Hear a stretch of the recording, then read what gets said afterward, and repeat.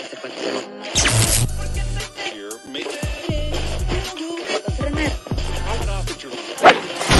on, get that money. Money. Money. Money. I don't come to money. Money. Money. Money. Do it all for money. Money. Money. Money. Let me stack that money. Money. Money. Money. Come on, get that money. Money. Money. Money. I don't come to money. Money. Good evening. Welcome to Plus Money Golf on the Fantasy Sports Corporate Network, the show with the pro and the caddy. That'd be Adam and Smitty. My name is Eric. I'm just the host. We are brought to you this evening by Jazz Sportsbook, Casino and Racebook, of course, and our buddies over at Underdog Fantasy. Use code Plus Money, all one word, get a 100% deposit match. That sounds awesome. Chris is here doing the real work, making sure we're on the internet. He's telling the internet right now.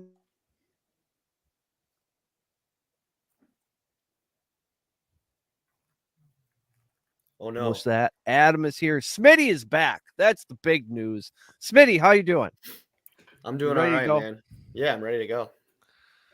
Did the Spieth thing. Took week off, rest up, get ready for the PGA. Yeah, that's what it was about, right? Yep. Even though he's hurt. He's playing. Come on. I mean, it could be a Jordan flu game situation. Could Or be. maybe A hurt wrist Paul Pierce at a situation. major that's set up like a US Open, that's not a good combination. That's career ending or season ending if you get the wrong spot.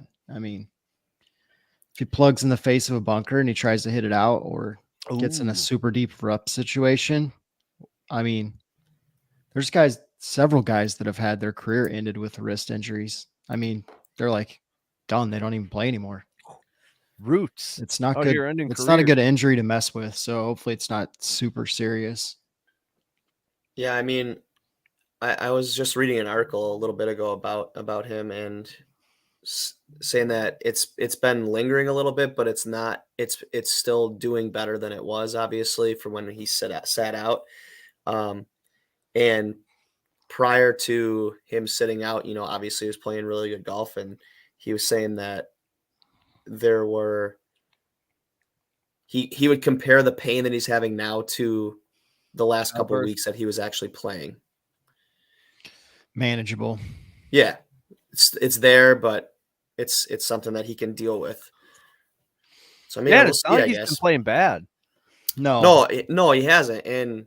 But the thing is, too, is this course is a lot to bite off when you're not 100%, as Adam Yeah. was saying. It's very US Open like. I mean, Yeah, past US Open course, Northeast, deep rough. right. There's videos. There's so many videos out on social media right now about how guys are going straight to the rough to practice shots with all kinds of different clubs.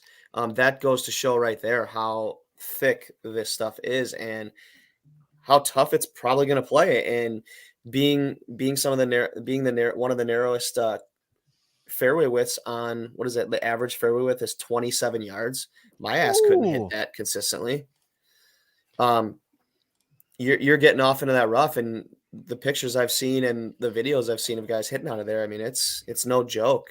Yeah, I mean, we haven't seen any rough per se all season except maybe Riviera had some, but it's going to be a tough test for sure because it's New York this time of year. It's seasonal bent grass, and I mean it's going to be firm and fast. So these guys that want to take a risk on these tee shots, it's not going to be easy by any means. Yeah, and I think guys are a little confused on just how the course is going to play a little bit. Like I listened to an interview with Joe Damon for a little bit, and he was talking about how, man, like the fairways are fast. I was not expecting the fairways to be as fast as they were. And so, yeah, it's a really long course, but the fairways are really narrow. So it tells me that everybody can play here because of the roll you're going to get on the fairways. But if you miss the fairway, you might be in trouble. He's like, but at the same time, I was expecting the course to be harder. I was like, what the hell are you talking about, man? So I feel like a lot of guys are just confused. And he was comparing it a little bit to Brookline. Yeah, or Winged Foot's what they kept saying today too. Yeah. I mean, it's same area. It's a Donald Ross, and it's like, to me, all of those Ross courses have a very similar feel, like the squarish greens, the fairways that cut in and the bunkers are kind of cut in there. And it's just, I mean, it's a good old classic course. It stands the test of time. It's obviously gotten longer over the years, but at 7,400 with firm, fast fairways, I mean, it plays 6,900, which is in everybody's wheelhouse. Right. And I mean, but then, right, to penalize you, 4-inch rough. Yeah. You have the fourth. Dude, that's bigger than you think. You have the fourth. Yeah, for sure. Yeah. You have the fourth smallest greens on tour by average. Like the green size are average like 4,500 square feet, which is fourth smallest. So, I mean, you're talking, you get into the rough and now you're expected to be precise on your approach shots to the green. Like, I mean, how realistic is that to be? And you're talking the greens running 12 to 13. Yeah. And with the way I guess they were saying the way that Andrew Green did the redesign, that they added some like little kind of necks on the bunkering. I mean, on the greens, where like Donald Ross greens are very square in shape, kind of like you would see at a British Open. And so there'll be some interesting pens where they could really tuck it. So I feel like the PGA wants to make a statement because people are kind of sliding it, and that if there's some decent scoring the first day, they might really, tuck it up the second day, because these new bunkers that they put in are crazy looking. I mean, It those looks like they're grass-faced strategically bunkers. placed. Yeah, and those grass-faced bunkers, for people who haven't played them, are, if your ball hits and it's stuck in one of those, it's virtually impossible. Your almost better play is to hit it back into the bunker and play it out, because now all of a sudden you're chopping, and if it shoots straight up, I mean, it could go anywhere. A grass face bunker, that's one of the steep ones like you see. Yeah, so it's like Britain. it's like overseas, but those are grass, like they sod lay those, so it's like stack sod, where these are just like grass faces. So the idea is that the ball hits in the face and it doesn't like get a chance to kick on, where some old courses like guys would putt out of the bunkers. Well, you can't putt out of bunkers anymore. You've got to hit these high flop sand shots, which we don't see these kind of bunkers anywhere really on tour, because they're only like Donald Ross style bunkers. So are we looking at like a 4 under winner? I mean, like last week with the 23 under. So it's going to be that. It's possible. I think, last year, Zalatoris and JT, forced the playoff there and they're both at 5 under, right? I mean, I think that we could be looking at something similar there this year. But I mean, I think the PGA Tour I think they're feeling some pressure here to make it really challenging this week, because, you look at the last 5 tournaments, and in the last 5 tournaments, and that's all the tournaments like after the Masters, and the Masters won at 12 under, right? Was around 12 under. The next 5, the winner has been 17 under or better. Wow. And you're talking, and one of them was a 30 under, one of them was like a 24 under, and then last week was 23 under. Yeah, I think that fans and critics are a little bit annoyed right now, and I think that we're just in a stretch there of tournaments where it's like, okay, they got ideal conditions, like ball in hand last week, firm are super soft on challenging courses where they can just drop driver anywhere, or firm and fast where it just played way easy. Well, yeah, and so weather has been a very big determinant, right, as of late, and I feel like every week we're talking about, oh Christ, there's going to be rain again, or there's going to be some super like crazy afternoon winds and everything, right? I mean, I think that, but then guys are still scoring.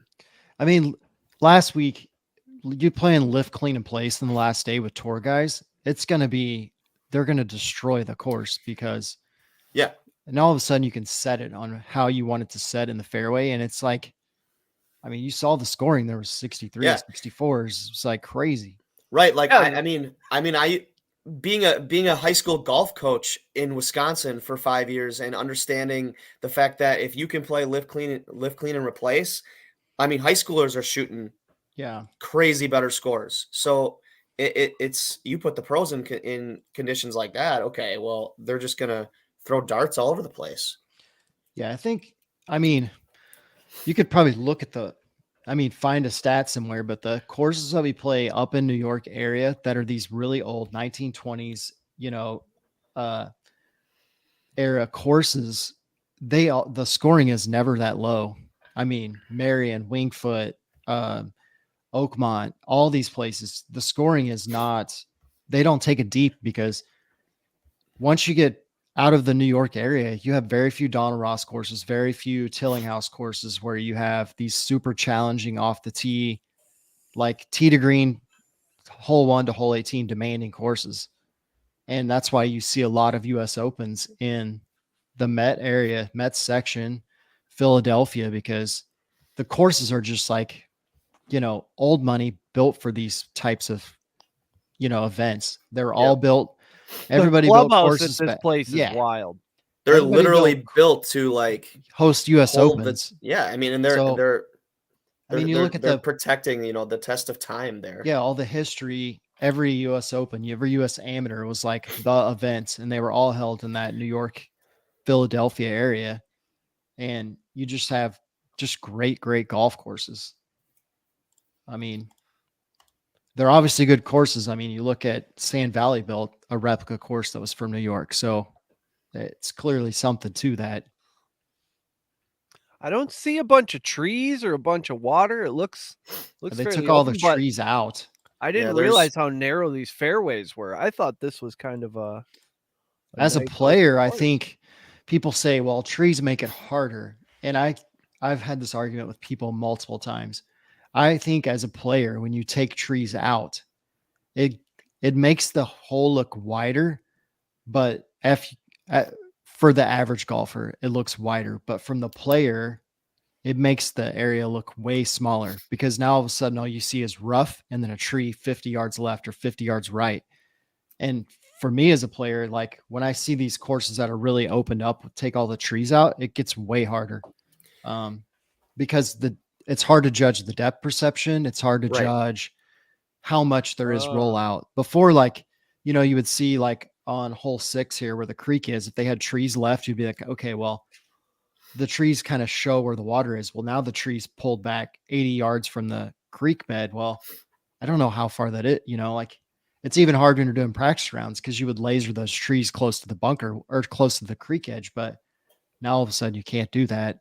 So as players and good players, I think the less trees, the more difficult they get. So I would tend to agree with that, right? Especially like if you don't have a lot of experience playing at that specific course, right?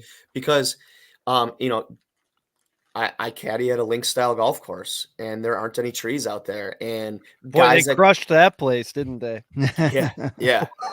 Guys that come out there for the first time. And I mean, granted, we're talking about amateur golfers compared to professional golfers, but at the same time, just seeing hundreds and hundreds of golfers come through a place like Erin Hills and they come out there and they've never played there. It's like, oh, well, it kind of looks like I should do this because, it's wide open. Why wouldn't I do that? Well, yeah, it looks enticing to do that, except for the fact that, there's bunkers over there that you can't see. And then the slope of the fairways and tends to go, right to left. And you're going to put yourself in a lot of trouble. So we actually want to go up here.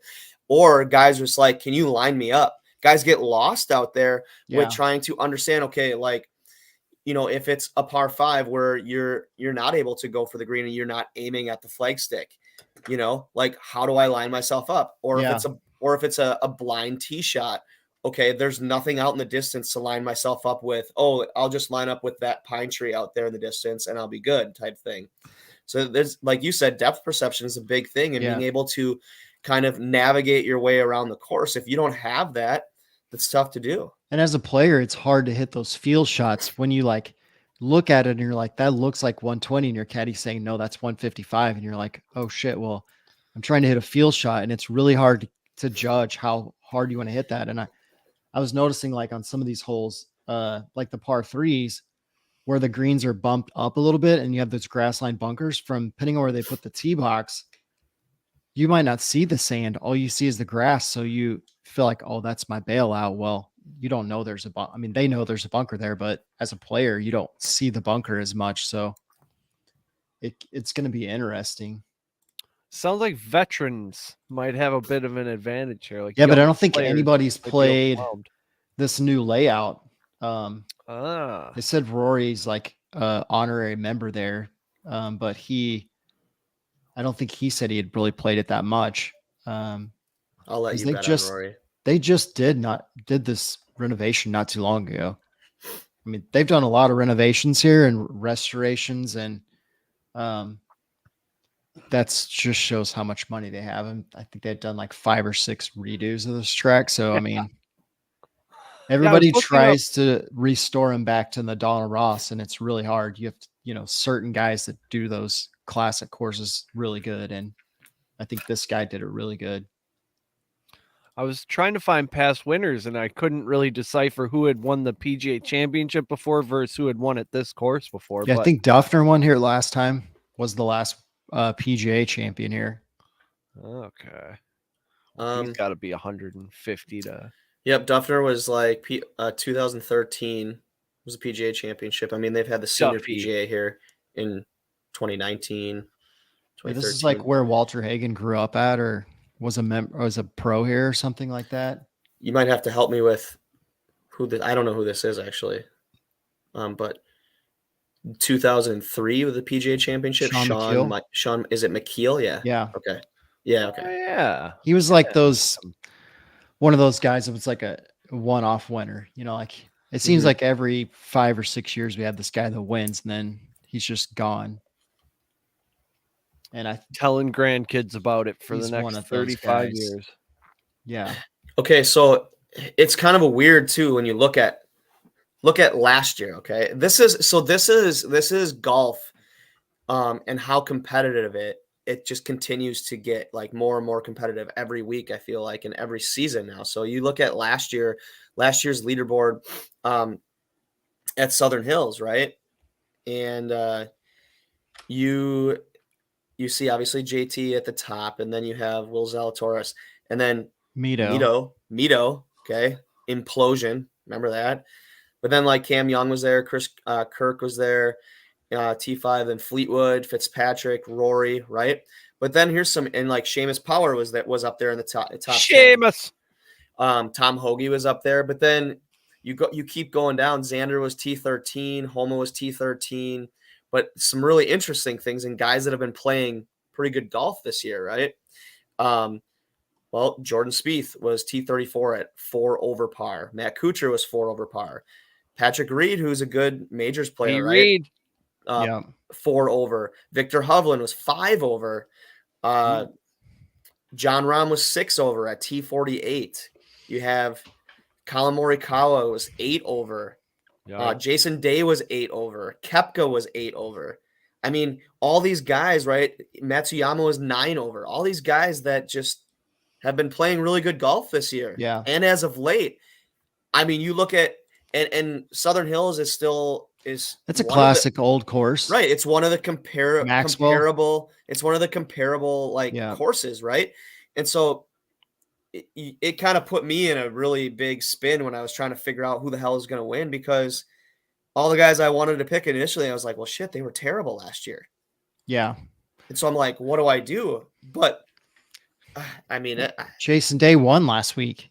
Yeah, and he was 8 over par here. At the PGA last year at a they say a comparable He course, looked like right? Which vintage it is. Jason Day last week. I mean, stepped on it at the end. Once he got to 20, it was like step on their throats now. Right, because he won remember by one shot, but it seemed a Yeah. very convincing victory for a It guy did. who won by one shot. Like, it And was remember never we in were doubt. chatting about it, right? We were chatting about it how that it's like they all got around 20, and we're like, well, now it's. I remember saying it to you guys with Scotty's to lose now, and then Scotty just kind of tapered off, and Jason Day all of a sudden Seemed like he didn't really want it. Yeah, I don't know what that was all I about. don't know if it's but like the whole number one thing. Like, it seems like people are trying to avoid being number one because then it just comes with disaster after that. yeah, but I mean, Ron was doing okay with it, you know. And of course, Austin Eckroat, who I've picked multiple times for a top 20, Yeah. doesn't get a top 20. He even bests that by getting a second. Is he a member there too? Because Dow and CT Pan were members there, right? Eckroat lives in Oklahoma City. He's like a Oak Tree National guy with like Tway and Matthew Wolf, Victor Hovland. It's kind of like that Oklahoma State 2000 eras guys are all members out there, which is like Yeah. a really tough test. So I don't think he's playing this week, but I mean, similar type of look to me off the tee. But yeah, even Kevin Tway got a top 20 last week with T11. I mean, come on. Wow. Not bad. All the guys that I put faith in every week and they don't do Yeah, shit. for real. It's funny. It's fun. It's not funny, but it's funny when you look at It's when like you I'm looked not at that picking. leaderboard last week, and it's like, oh my god, all these dudes that are long shots and Adam picks to be top 20, all of a sudden they're Yeah. in the top All at 10. once. Yeah. Yeah, everybody. Yeah, it's funny. Yeah, I think there was like 4 or 5 guys that I've picked regularly, and I was like, oh my god, Ryan Palmer, picked him a couple times. I know. Oh, T8, I know. 8th. Siwoo, Bitch. come on.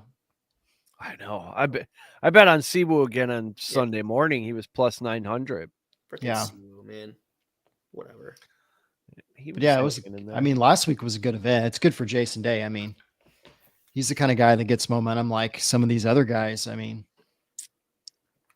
plays majors really well and in form. That's, drove it really well last week too. maybe it's all coming together for him. Yeah, I Maybe he think wins this thing too.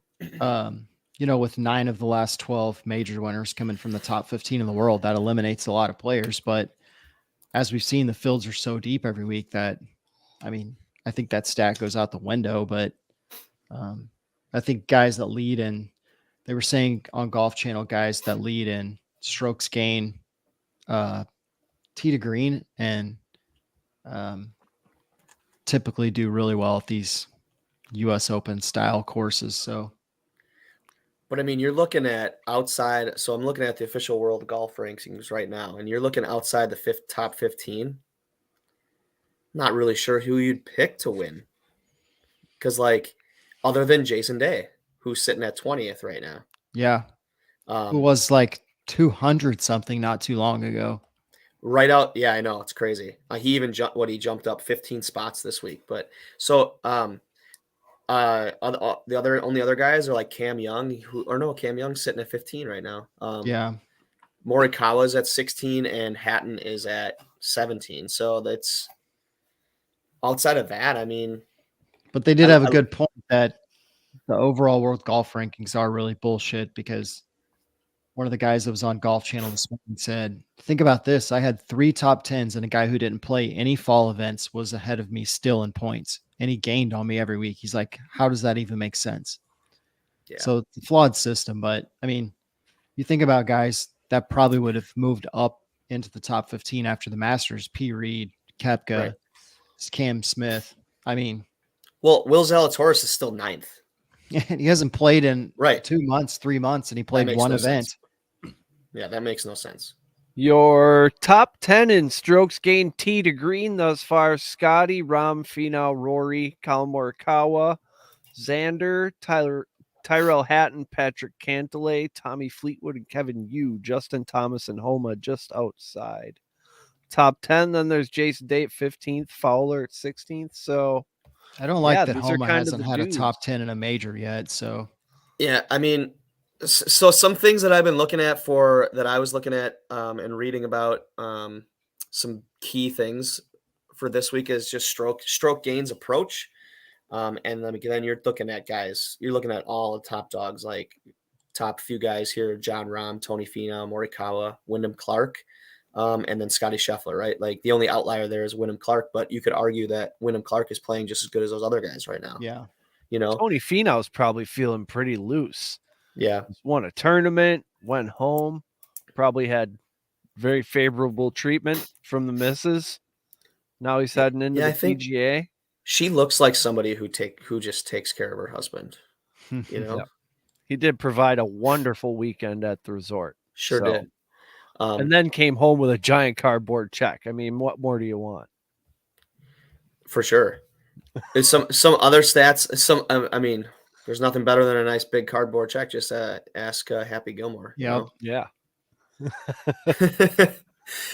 Some other key things like that I was looking at is like strokes gained off the tee, and then you're looking again like Scotty's up there. Patrick Cantlay actually leads the pack. I thought it was interesting just because he's pissed me off as of late, but Gary Woodland was there. Yeah. Um, Gary Woodland plays really good in U.S. Opens.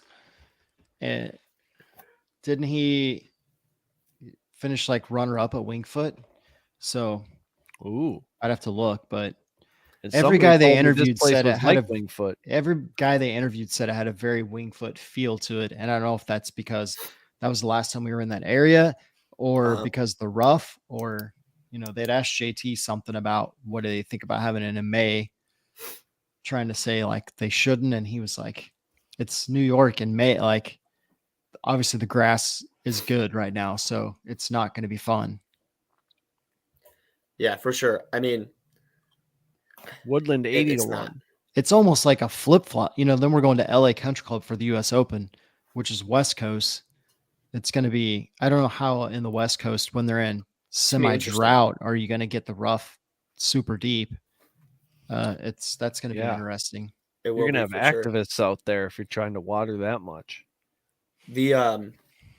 So the next stat that I looked at, this was interesting, I thought too, was that strokes gained total on difficult par 70s over 7,200 yards. So it really narrows it down. Yeah. So it was Dustin Johnson was led that one. Brooks Koepka was next, and then it went Spieth, which I thought was really interesting with Spieth. But he's a weirdo with like super difficult courses too. Yeah. He's a rambling, scrambling man. And Jason Day was there too in the top 5 with Matsuyama. If you look at all the guys that have won on super difficult golf courses, Brooks, DJ, Spieth, I mean, yep. JT at that point, he's won 2 PGAs. Rory's plays good on super difficult golf courses. Like Augusta's like, it's difficult, but it's like that difficult country club that you go to for member guest every year. And it's like, it's tough, but I've played here a million times. So nothing's going to surprise me. Everybody knows the ins and outs of that course. Like it's a great place to play golf and a great event to have every year. But yeah, when we go to open venues or PGAs every 10 or 12 years, it's like a totally different animal because they haven't seen it. Most likely, if it's a high-end country club, they've done a renovation. Because they have money just to burn. Oh, they do? Yeah. So does Rory. That's how you get events. It's like building a new stadium in the NFL. You renovate your course, you're going to get an event. Yeah, it is. From what I've heard is that when you apply, like say you're a private club, like Southern Hills, for example, wanted to have a Ryder Cup. And they said, Medina's not Medina, but Hazeltine's the standard. You don't have the space. So if you guys do this and this, then we'll give you this and this.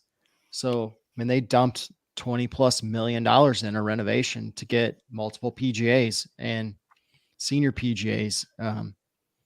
But it's crazy how much money these old clubs have to just do it. And it's not for the Met section, is like the Met section, like the courses in New York, Philadelphia, New Jersey. These hosting these majors are way bigger for them than any other golf course in the world because that's how they get measured by how they can justify bumping dues, how they can justify this. But like to say for them, it's like pride. It's like, well, our club's better than yours because we've hosted X amount of US Opens or X amount of PGAs, or our scoring was this low or this high. It's like it's a total arrogant like pride thing with all their members. Whereas if you go to LA, it's like, who cares? We don't want to lose our course for a week, or 2 weeks. It's like, yeah. Sounds like a lot of live guys are in the metrics. Boy, the last thing the PGA wants probably is another situation where we got a couple live guys vying for the W. Well, Yeah, but the Sunday. thing is though, is like when you think about that last stat that I talked to you about though, like the strokes gained total on difficult par 70s. I mean, DJ and Kepka aren't far away, right, from being elitist on the PGA Tour, right? So Yeah. they're Yeah. still there. I mean, those numbers are going to be showing still. I mean, those there are had probably the only two guys that still have friends. I mean, Phil was playing with Rom today, but that's an outlier because Phil's blacklisted. But those two guys are the two that you feel like could come back on the tour and nobody's going to say anything. It's just going to be like, hey, Yep. buddy, what's up? Yep. The only other guy that I see on here as far as live golf goes has to do with driving distance, and you know who I'm probably going to say. It's going to be DeChambeau. Yeah. But just That's another guy who plays really good on difficult courses for some reason. yeah, I mean, USAM champ, US Open champ. I think he still has distance, but now that he's trying to tone that back, may be beneficial on a course like this where he can send it if he needs to, but he can click it down 2 gears, swing 120. All right, well, let's get into these picks. But first, a message from our friends at Jazz Online Sportsbook Casino and Racebook. Jazz, Sportsbook, Casino, and Racebook, the world's best resource for all-purpose online wagering. For over 20 years, Jazz has provided the best and quickest payouts in sports and entertainment wagers. Live sports betting, covering all the major sports leagues, and even into the new and exciting world of esports. Down the stretch you'll come, with Jazz's online horse wagering. Get paid when you play with Jazz's fun and exciting online casino games. Go online now and use the promo code TSS for our new members deals. Jazz Sportsbook, Casino, and Racebook, the world's best resource for online wagering. Get a little air piano going. Love it. All right. Top 20s. Smitty, we're welcoming you back. We'll let you go first, but give me 30 seconds to pull up my notes app so I can keep up. I mean, last week was a bad What we're week. We doing had Adam Scott and Powers. Adam Scott with the top 10 and Powers with the top 20. Yeah, I wasn't going to bring it up. Somebody wasn't here. I mean, I didn't even have Jason Day as top 10, which is dumb because I've been putting him in these events almost every week at a top 10. I was like, I was gone for some personal family reasons and stuff, but I was actually complaining about Jason Day on Sunday to my wife about I was like, I've been all over Jason Day all year, and so has Adam, and we didn't even like talk about him. We didn't even put him in. I was like, what was I thinking? And I was like, well, I was sitting in a car for 5 hours with my family and stuff, driving somewhere and trying to figure out my picks to get it to you guys before the show, and I just completely spaced on him, and I don't know, it was really stupid. But yeah, I know. What with the Cootie brothers instead of Eckroat and Tway? That backfired real quick. I could have got way better odds on Eckroat and Tway inside the top 10 and 20. The Cootie Bros. You got any Cootie Bros in your top 20, Smitty? No, I don't. I think you guys knew that. Got P. Reed in there? I was looking at P. Reed this morning. My buddy just texted me Mito Redemption Week. That's kind of what I was thinking. I just created like a list of like 5 guys to watch, and it was like Kuchar, Mito, Thegala, Kuchar, Kuchar and Bryson. I thought those are kind of guys I might keep an eye on for, last minute bet after first or second round. Thiegel is always fun. Yeah. All right. Well, my first one for my top 20, Adam's gonna probably disagree right away just because he's already mentioned it on the show tonight. No, that's not my first one is Max Homa at plus 165. Look at it. He's struggled as of late. He's missed some cuts here. I think 3 out of his last 5, maybe, where he's missed the cut. Wow. And I think that's right. He's got to right the ship. He's too good of a player to continue to play poorly. And at a course where you got to be sharp, and a guy who's just been a top 20 magnet for the last couple of years. Hopefully he can bring it back in a little bit. And he plays Riviera good, which to me kind of has similar bunker looks. Yeah. My next guy, I do have Jordan Spieth at a top 20 plus 165. 165. You know, we've discussed him a little bit already too, and how, yeah, I mean, if he's okay, if it's something where he can play through it, then, you know, like he did the couple weeks prior to actually sitting out, and then it's hard to believe he doesn't finish in the top 20. Then I went with Sam Burns at plus 190. He's just kind of always been around, you know, when it comes to big time tournaments, and he doesn't seem to get wavered by much, and a tough course and big time field. I mean, I think that he has a chance to finish there. Then one of the hottest golfers right now, I put Ricky Fowler at plus 210. And then right along with it, I have Wyndham Clark at plus 240. Wyndham. I saw him a little higher than I expected. Yeah. I looked at him and I was like, I don't know.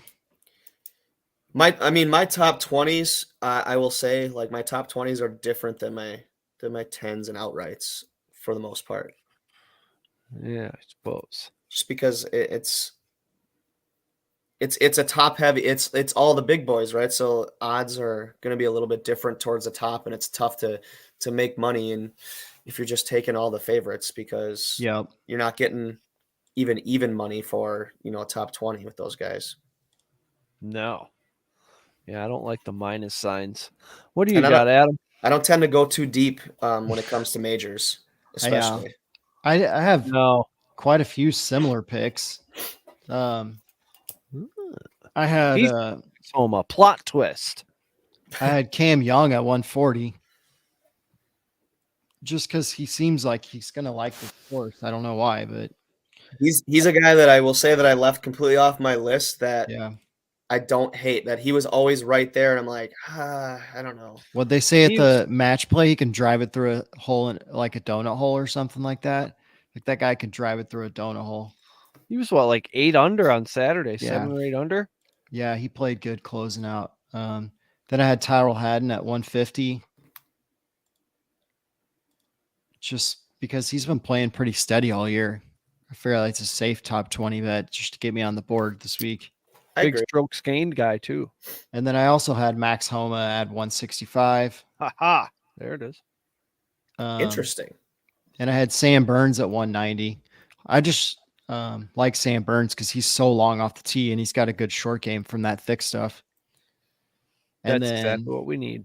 Yeah, I think he's set up pretty well to be successful this weekend. And then I had two more and I couldn't decide. One was Keegan Bradley at 320 because he's from this area and he's kind of been playing good, but these major championships, he seems to really kind of come alive, especially the ones in the New York area. And then if you didn't like him, you could go with Taylor Gooch at 230. I mean, yeah, Gooch is still a player, and hey, he's winning tournaments over on the Live. Yeah, I mean, regardless of how easy the courses they are that are playing, I mean, he's still a player and he can move it, and I don't know.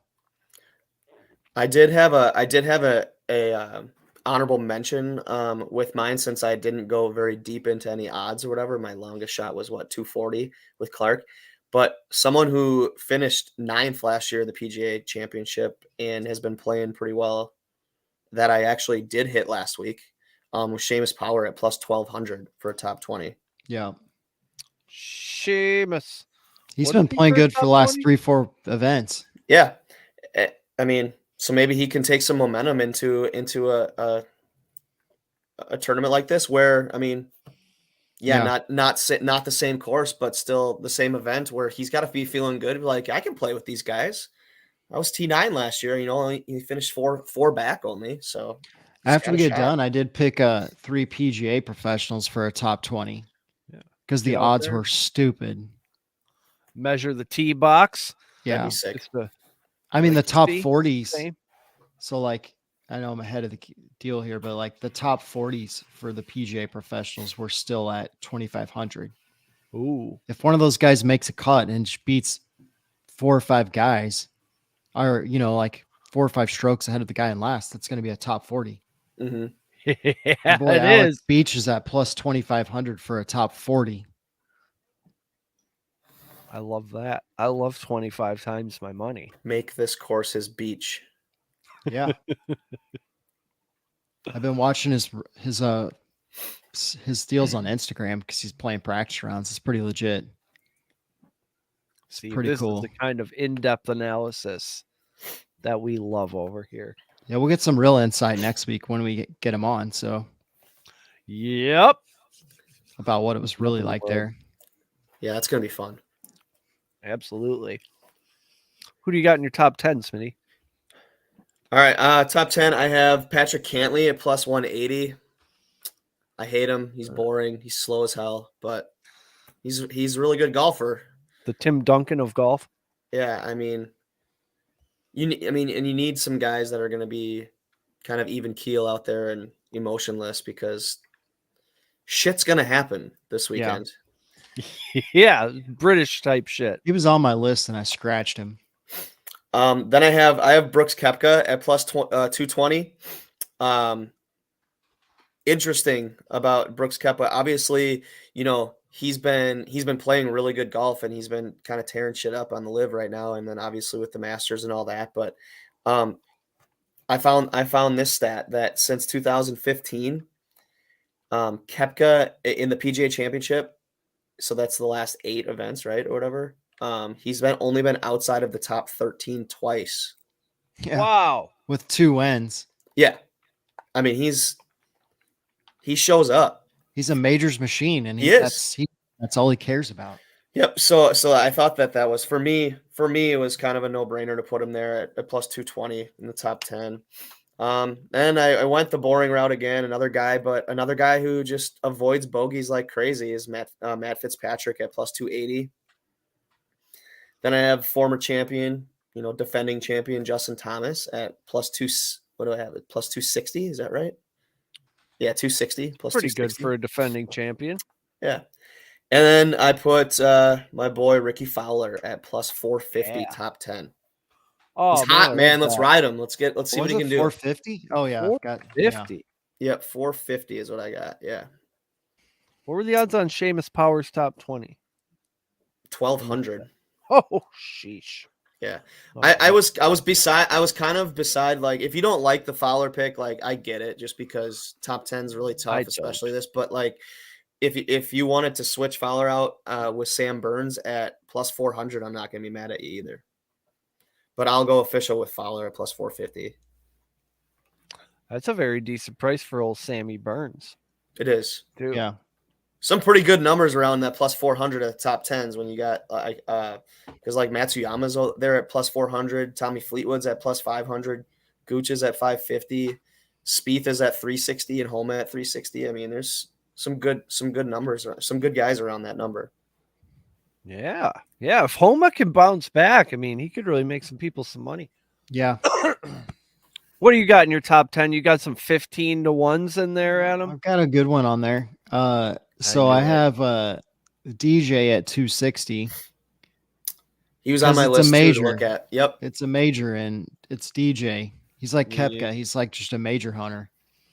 And Even though he this doesn't course have a sets lot. up well for him, though. Yeah.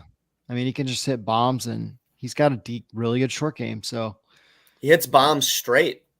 and then I picked P. Reed at 700 because it's a major, and P. Reed played really good at Augusta. I get it. It's Augusta. It's not difficult for these guys anymore.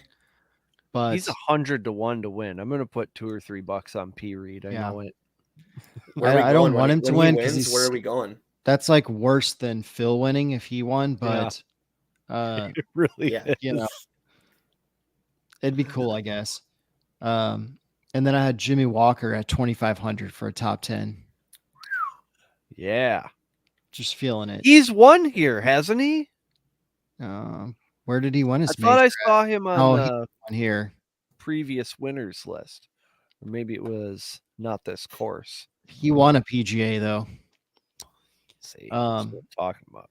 He's still got decent distance. If it's firm and fast, he hits it plenty long to get around a 7,400-yard course. But he's relatively straight. You know, you don't have to make a ton of birdies in this event. It's going to be pars. Just get on that Similar fairway. to Quail Hollow, where you're going to see guys playing extra safe and conservative the first day. It's going to feed into these guys that are just like Kuchar and a Day and those type of guys who just plug along and don't make many mistakes. And then I had Portis. So Jimmy Walker, he won his major. He won the PGA Championship in 2016. Where? It's been 7 years? Just about time. Valhalla. Hold on. I'll keep going. Yeah, so I got Fowler at 450. Fowler, like it. Nice. And then big Ricky Fowler week. Adam Scott at 650. Played good last week. Yeah, Adam Scott was an interesting one. I love his numbers this week. I just couldn't. He plays good up on these he plays good on these like old school courses where you really got to think your way around the course, and he's such a good long iron player that I think he's the kind of guy that can. He's like Tiger, you know. He could lay back with 3-iron off the tee and hit a 5-iron, and they're closer than the other guy's going to hit wedge. So, Jimmy Walker, 2016 PGA Championship. He outlasted Jason Day by 1 stroke at Baltusrol Golf Club. So, yeah, that's pretty good. That's a pretty good dub right there, baby. Didn't just win, won under high pressure. I like it. Is he on your winners list, Smitty? Jimmy Walker? No, he's not. Is Jordan Spieth? You know he is. Can I read my picks for you guys, or are we were just gonna play the guessing game? All right. Well, my outrights. Okay, winners. I have John Rahm at plus 750. I have a really hard time believing that either John Rahm or Scotty Scheffler is not going to win this week. Guy is dialed in, man. He's confident. He said, "I'm confident right now." Yeah. So I was like, okay, I'm gonna pick one of them. I chose that Rahm is gonna be better than Scotty this week. Plus, maybe I'll put an irresponsible amount of money on Rahm and make it exciting. There you go. I actually have. Then I have. I mean, that's what gambling's all about, baby. Right? Yeah. Just go a little past what you're comfortable with and really take a ride. Then I have there the last 3 weeks. I know. I have Xander at plus 1,600. He's kind of figuring things out in the last month, and he kind of was the month before that. He was struggling, especially off the tee, but he's kind of figured that out now, the last month, and I think that that'll bode well for him, just because he's another guy that I feel like is very even keel on the golf course. Then I have Cantlay at plus 1,600. I can't put that guy in anything. It's hard, I know. Then I have Brooks Koepka at plus 2,000, and then I went with again Matt Fitzpatrick at plus 3,000. No Jordan Spieth. Wow. I got to see how his injury's going first. What was Fitzy at? Plus 3,000. 30-1. He doesn't make bogeys, and when it's going to be a winning score of, let's just call it, since it was last year, let's call it 5 under or closer to even par, you need a guy who can par the shit out of holes. Yeah. That's why I didn't put the Gala in my top 10s, because the guy makes so many birdies that shows that a guy likes to play John Deere or tracks like that where it's just bird fest. Well, and that's where he's going to have his best shot, where at a course where you've really got to plug it along. Yeah. Guys that love to make a lot of birdies, they get frustrated because, you miss 2 or 3 putts for birdie, and it's like they feel like the wheels are falling off. And not that I don't think so with Jason Day winning last week, right? And it was a birdie fest, and it was just birdie, birdie, birdie, birdie, right? Like, I feel like that actually has a little bit to do with this week and coming in and like trying to completely change your mindset, right? Where think about how aggressive he was playing last week compared to now this week. It's like, okay, I can't be super aggressive. I have to be a little bit more conservative and make sure I'm hitting spots. And, so I think that there's some logic going in there. And it's like, is that mentally draining for him to think, all right, now I have to completely change my game going into this week? And I just stayed away from Jason Day as a whole, and it'll probably screw me again 2 weeks in a row. I mean, But we've hey, seen we'll see. guys that can play at different speeds. Like DJ can play an all par course, or he can play a 30 under course. Or Yeah. Tiger was probably the best and ever was to play, and Jack Nicklaus. But some of these guys that are just like elite with multiple majors seem to always find a way. I mean, if the guys won a U.S. Open, it's not the guys normal, won a though. PGA. Yeah, I think the PGA is definitely headed more towards the way their venues and their setups are is more geared towards the U.S. Open setup than like an Augusta, not deep rough, firm and fast, like runway type courses. Mental toughness going to play a little bigger role in this tournament, it seems like, than most. I mean, like last week, they basically told us on Sunday, headed to the back nine, like, buckle up. We're going to get some more birdies here. Like, they're just going to keep finishing with the par 5. I mean, I know. The best part of like the Oak Hill website is if you're on there and like the course tour, and it's like hole number 1. Ben Hogan once called this the toughest opening test in championship golf. So that's just telling guys like right out of the gates, get ready because it's going to be a fun day. Yep, and that'll break the soft ones mentally right off the bat. Yeah, I think. Well, there's going to be some really, really high scores. You have to think about some of these younger guys that just haven't played in a lot of opens, that have never really had to test rough this deep. Like the Gall is playing in his first PGA Championship this week, so. Yep. We'll see. You got him on your winners list at 80 to 1, or probably he's on my watch 90 to list 1 on the legal books. Yeah, he's on my watch list. So I had Jason Day at 2,800, just because the way he hit the ball and he gets a little bit of confidence, he just starts going a lot like Rahm and a lot like JT and Spieth and all those guys. And he's slowly been building week to week. And then I went with Tony Finau, 2,200. He's got the length, multiple winner already. What's Finau, 22 to 1? 2,200. Yep. This may be his, breakout major right here. Yeah, he's a guy that wins a couple in a row when he wins. A lot of strokes gained. And then I went with Rahm at 750 because I just feel like if I don't pick him, he's definitely going to win. Yeah. That's how it'll work. And then I also went with Brooks Koepka at 2,000 because after what I saw he did at Augusta, I was totally blown away with how good he played. I mean, just who saw unreal. that coming? It looked like Brooks was back. And he's a little bit of a psycho too in preparation types things. And so like, that he's understanding how bad he was on Sunday. And he's like, okay, well, I got to fix this whole thing, like playing, Thursday through Sunday. Again. And the best thing for him is that this is PGA Championship, not run by the Tour, not run by Augusta, and the PGA definitely seems to have been making an effort to not have the LIV guys on interviews at all or on camera. So it's actually good for him. He likes. I would agree. That's what I mean. Like, what happened at Augusta with him not getting interviewed? That's probably the best thing for him because when he was hot and he got interviewed, it just more distractions.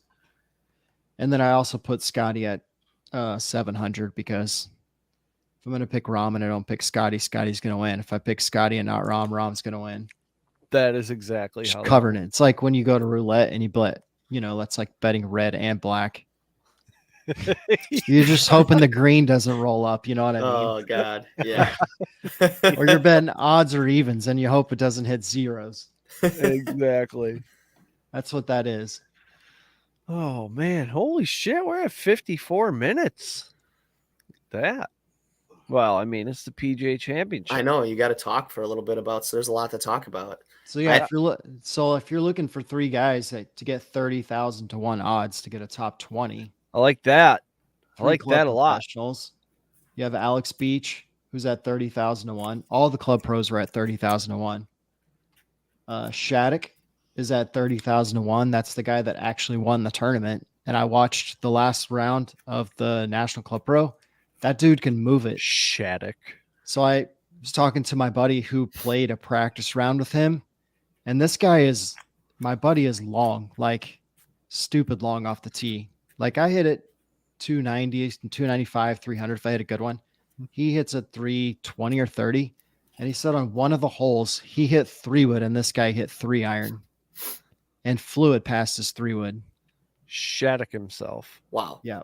And then the other one is Michael Block, who has played in a million PGA Championships. Seems like every year the guy plays in it. And the reason I like Beach to get a top 20 or 40, like at least make the cut, not because he's just my friend, but because he's from the Met section. He's plays a lot of these really difficult old Donald Ross courses in all their Met section events. So I feel like it's kind of in a wheelhouse and he's healthy and hitting it good. So And he really wants to play well. yeah. Because he wants to have something cool to talk about when he comes on our show next week. And you know, they do give a prize for low professional at the PGA Championship. So these 20 guys are just playing essentially for low professional. Like, of course they want to win. It's like a story deal. Like if a guy could win, Yeah. but you know, it's like an amateur winning a US Open, which we will see in the next 5 years for sure. 100%. And we'll probably be on him. And I will definitely be on it because I watch and I'm even looking at picking amateurs this year for the outright win at the US Open. That's what Because we you have like. a college kid who has no cares in the world. He's probably got an NIL deal. I Yep. mean, he's still going to go back to college. Well, You damn, know, man, like, we saw it at the Masters. if you're Yep. in college and you all of a sudden win the US Open, like, and you're a freshman or a sophomore, you're definitely going back because just think of the rewards. Yeah. I mean, Right. Yeah. you want club seats at your SEC football game. You think Tony want, Finau got treated well? you want When you club go back to seats. campus. Yeah, you're just going to get in your new car that you got for free and you're going to drive by where all the sorority houses are. Wait, what and happens just there? wave. Parties, Good I hear. times. I hear they have parties with those. That would be like sold out. that would essentially be like winning the Heisman as the quarterback at Alabama your freshman year or SEC. It's possible that or we I mean will win USC. more money than him. Stupid.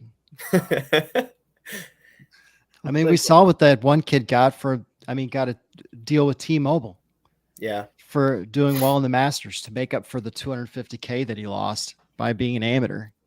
Yep. And he does turn pro. Doesn't look like they're going to make the NCAA. I was just watching the scoring today. So unless he gets into the national tournament as an individual, like he's probably going to be pro next week or the week after. Then he'll be making that sweet money. Maybe. Guarantee he's already got a T-Mobile staff bag sitting in his house just ready to rep. Yep. Passive income. Love to see it. All right. Yeah, I mean, the college golf regionals are going on right now. So top 30 teams and 6 regionals get in. So top 5 from all 6 regionals. That's highly competitive. Holy shit. That's a lot But of golfers. You can get some really good odds still for national championship.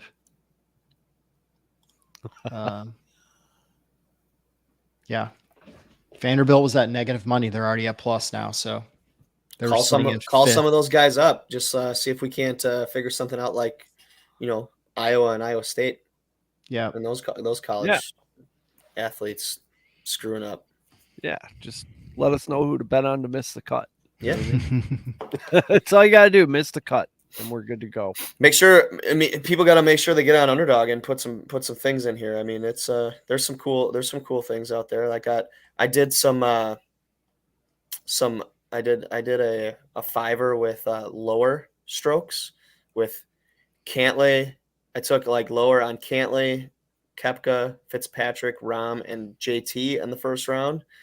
And then I did lower on the bogeys side with John Rahm lower than 2.5, Scotty lower than 2.5, Sam Burns lower than 3.5, Fitzpatrick lower than 3, and then Jason Day lower than 3 for round 1. So there's a lot of interesting numbers and things that you can really put together in hopes to win 20 times your money. Do you think Spieth's gonna have a bogey-free round? Because you can get him at plus 2,500 bogey-free first round. I'd need 50 to 1 for that. Yeah, definitely not doing that. He's probably going to bogey the first hole. That, or he'll do it on 17. He'll wait until like the very end. Yeah, I want to know what the odds would be for him to bogey the first hole, because I think that's going to happen. Yeah. I mean, I went to the miss cuts, like to make the cut, every guy was on negative money.